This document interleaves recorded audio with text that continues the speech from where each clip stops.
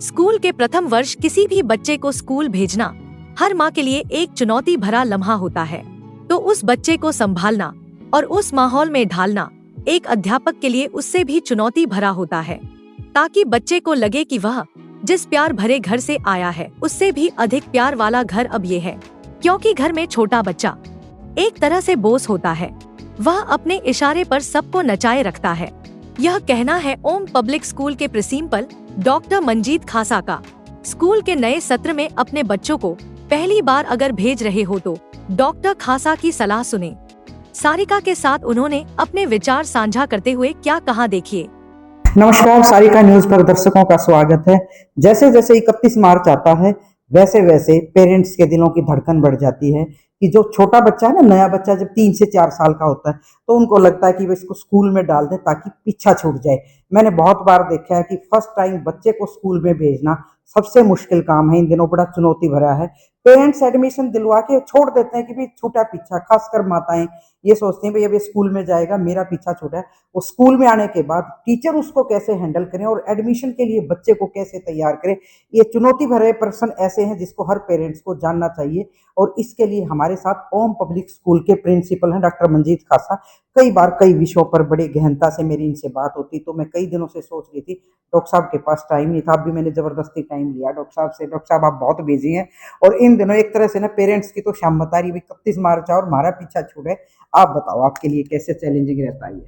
सबसे पहले तो आपके सभी दर्शकों को विद्यालय परिवार की ओर से नमस्कार जी डॉक्टर। और विशेष तौर से आपका आभार कि कुछ एक अधिकार ऐसे होते हैं जो छीनने पड़ते हैं, आपने वो समय का अधिकार छीना है आपने। बिल्कुल बिल्कुल। आपका स्वागत है। जो प्रश्न आपने किए कि फाउंडेशन जो स्टार्टिंग क्लास है, डेफिनेटली देखिए किसी भी पेरेंट के लिए क्योंकि it's the time of competition और अच्छे विद्यालय का चयन, देखिए हर विद्यालय, चाहे वो मेरा विद्यालय है या कोई और विद्यालय है, अपने स्तर पर हर कोई पूरा प्रयास करता है। ठीक है।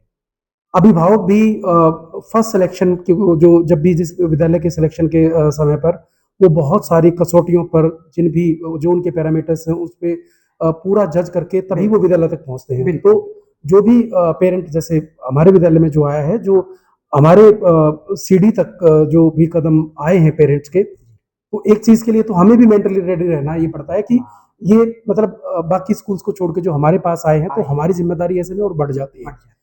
अब दूसरी बात ये जो आपने कहा कि पेरेंट्स चयन कैसे करें, देखिए देयर आर सर्टेन पैरामीटर्स, अलग अलग पैरामीटर्स हैं किसी भी विद्यालय को जज करने के।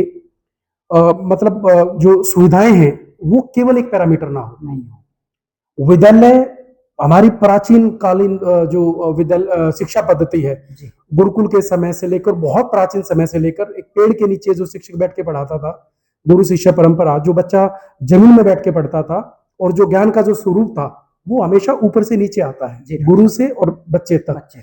अब उस समय से और आज तक की वर्तमान तक की जो सुविधाओं भरी यात्रा रही है उसमें बहुत सारे नए चेंजेस आए हैं। तो किसी भी विद्यालय को चयन करने के बहुत सारे पैरामीटर्स हैं।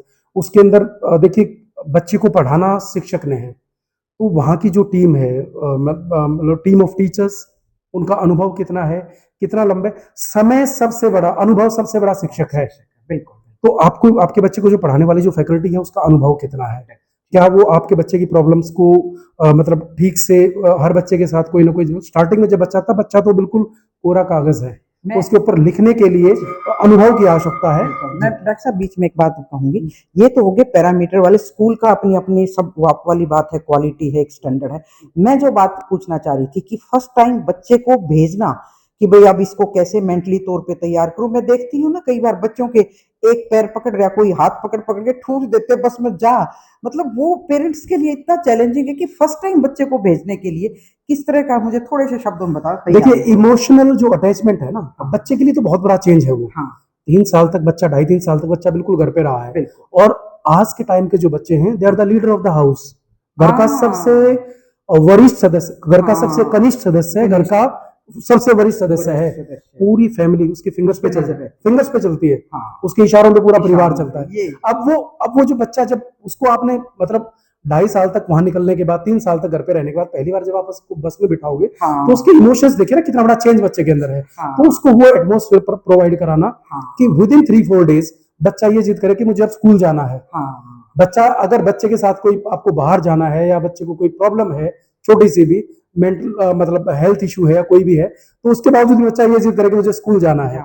ये जो स्विच ओवर है, दिस इज अ कंप्लीट मतलब टीचिंग लर्निंग प्रोसेस।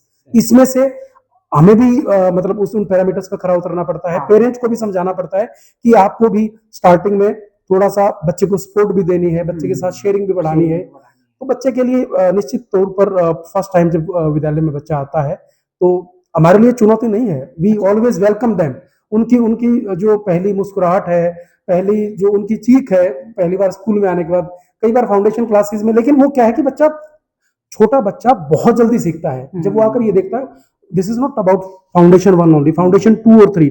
अब वो जब स्कूल में आता देखता है कि उसी एज क्राइटेरिया उतने छोटे छोटे बच्चे आसपास की क्लासेस में शांत बैठे हैं, वो लर्निंग है, उनको देख के वो भी बैठ जाता है। लेकिन पेरेंट्स को ये लगता है कि पहली बार स्कूल में जाएगा, ये बच्चा कहीं रोएगा तो नहीं, क्योंकि पेरेंट्स भी वो बहुत ज्यादा अटैच है, तो थोड़ा सा स्टार्टिंग में हल्का सा रहता है। डॉक्टर साहब, जब आपके पास आ गए, पेरेंट्स निश्चित हो गए, तो जो आपका स्टाफ है ना, मतलब एक छोटे बच्चे को मैं देखती हूँ, मेरे को सबसे मुश्किल काम लगता है, मेरे दिमाग का प्रश्न है ये, जो मैं आज आपसे स्पेशल बात करने आई, क्योंकि मैंने भी देखा है, मैं बहुत फैमिली को देखती हूँ, तो मतलब आप कैसे उनको तैयार करते हैं? मेरी ये समझ देखिए, से बाहर है ये। फाउंडेशन जो टीचर्स हैं हाँ वो किसी भी विद्यालय की रीढ़ हैं। हाँ सबसे अनुभवी जो शिक्षक हैं वो आपकी फाउंडेशन ग्रुप को तैयार करते हैं, बिल्कुल और वो they are the backbone of your school. बिल्कुल। उसके बाद जो कंटेंट की जो आपकी डिजाइनिंग है, हाँ। जैसे अगर मैं अपने ही इस विद्यालय परिवार की बात करूं, तो we have self design curriculum. इस पे हमने मतलब पिछले एनईपी आने के बाद लगभग 1-1.5 साल का समय लगा इन बुक्स को तैयार करने में, self design curriculum as per the recommendations of new education policy. ये ऐसा कंटेंट है कि इसमें मतलब बच्चा जब बाय चांस अगर 2 दिन के लिए मम्मी के साथ कहीं बाहर गया हुआ है, पेरेंट्स को होमवर्क कराने में दिक्कत ना आए, होमवर्क बड़ा बैलेंस हो, क्योंकि न्यू एजुकेशन नई जो एजुकेशन पॉलिसी है उसकी रिकमेंडेशंस ये हैं कि बच्चों के ऊपर होमवर्क का प्रेशर बिल्कुल ना हो, तो उसको ऐसा बर्डन ना लें, मतलब इंजॉय करें। तो प्रैक्टिस वर्क है, अब बच्चा स्कूल में भी नहीं आया तो भी उनको पेरेंट्स को उसमें काम कराने में दिक्कत ना आए। तो इस कंटेंट को तैयार कराने के लिए पूरी टीम ने, जो हमारा सेल्फ डिजाइन करिकुलम है, दिस इज आवर यूएसपी, और इसको मतलब पेरेंट्स भी इंजॉय करते हैं, बच्चे भी इंजॉय करते हैं, तो इसमें they are not going to face any kind of problem. Doctor साहब के पास इतना ही टाइम है, आज तो हमने इतनी बातें समझ ली कि पेरेंट्स परेशान ना हो, अपनी अटैचमेंट को स्कूल के स्टाफ पे डाल दें, क्योंकि डॉक्टर साहब कह रहे हैं कि स्टाफ ऐसा होना चाहिए जो बच्चे को एक पेरेंट्स जैसा प्यार दे और उनको इस बात के लिए तैयार करे कि ये बुक्स आपकी, आप इनसे प्यार कीजिए। शायद न केवल बुक्स तो बहुत बाद में है, पहले तो जब बच्चा विद्यालय में आएगा तो उसके क्लासरूम का एटमॉस्फेयर, फ्रेंडली एटमॉस्फेयर, और बच्चे को ये लगे कि मैं घर पे आया हूँ, ना कि स्कूल में आया हूँ। बिल्कुल। स्कूल जो है वो दूसरा घर है। और जो मदर टीचर है, इनको mother teacher foundation teachers, because the teacher is the second mother of the child. बिल्कुल बिल्कुल। पहले डॉक्टर साहब एक बात होती थी कि तेरी स्कूल में रांद काट दूंगी, जब मेरा पीछा छोड़ेगा तेरे को मास्टर डंडे मारेंगे, वो सारी चीजें खत्म, प्यार के बदले प्यार। और इसे महकते हुए आंगन पे मैं देखती हूँ ज्यादातर स्कूलों में बहुत अच्छी क्यारियां हैं, गार्डन है, प्ले है, मतलब खेलने की बहुत सारी चीजें हैं। तो इस तरह के निश्चित होकर किसी भी स्कूल का, अच्छे स्कूल का चयन करें। मैं यहाँ किसी स्कूल को प्रमोट नहीं कर रही, मैं डॉक्टर साहब के विचारों को पहुंचा रही हूँ कि पेरेंट्स को इन चीजों पे थोड़ा सा ध्यान करके अपने बच्चों को तैयार करें। बहुत बहुत शुक्रिया डॉक्टर साहब, नमस्कार। Thank you so much.